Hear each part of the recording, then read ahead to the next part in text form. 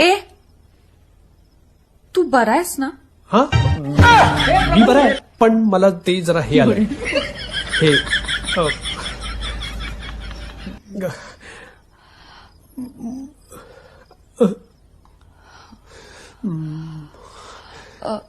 तू तू tension नको घेऊ. आपण घाई नको करूयात. घाई नाहीच आहे ना आपल्याला. नाही नाही घाई आहे ना. अगं आताच, नंतर कधी? असं आपण दोघं, कोणी नाहीये, कधी ना? आताच शक्य आहे, नंतर कधी?